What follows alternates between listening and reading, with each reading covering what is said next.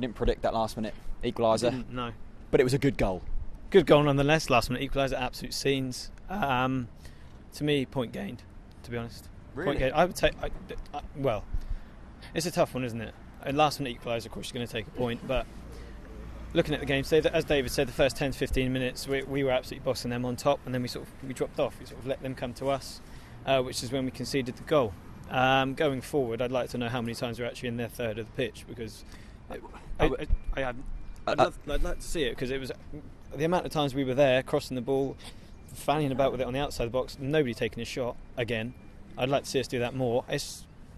To me, it seemed very reminiscent of the Bristol game and also the Burton game, in terms of we had the possession and the other team were happy for us to have the possession because we were just dawdling about with it, and there was no movement, was there? No movement, nothing at all. I mean, we did have it out on the wings a few times, but as I said, there was a few balls coming into the box.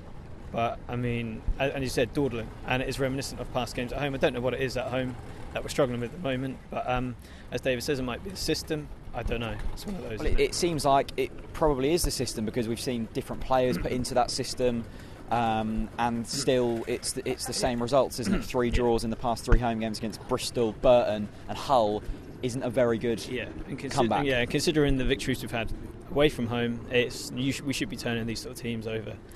I will say Mario Vrancic isn't quite doing it at the moment. He's had his chances, and he's still off the pace. He's still off the pace. Even in the Championship, he's just not. He's slow. He can't make a pass. I think it's time for him to take a seat on the bench for a bit. Jerome has had a good spell in the team and stepped up when we've needed him to, but it seems like Ipswich now it's going to be Nelson, isn't it? You would think so. You'd like to think so. It has to be, as he always comes on and he saved us again.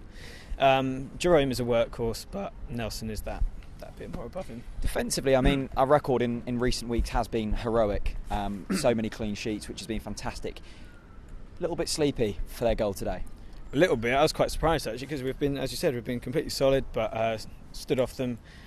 They were 2 centre backs too wide apart, and they straight through and into the net. It's a simple goal in the end. But I suppose that's something we've got to watch against Ipswich, isn't it, in terms of that staying awake, because it's going to be likely we're going to have a lot of the ball again, and Ipswich are going to be there to hit us. It's going to be a lively game, so yeah, they need to be aware.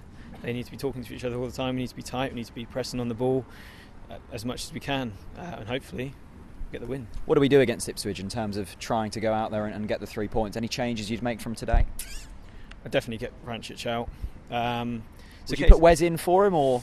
It's tough, because that leaves us quite open, I would think. Too much attack and not enough defensive players. It's a tough one. It's a tough one for the man Daniel Farker this week, but you'd like to think we've got enough to turn them over. Yeah.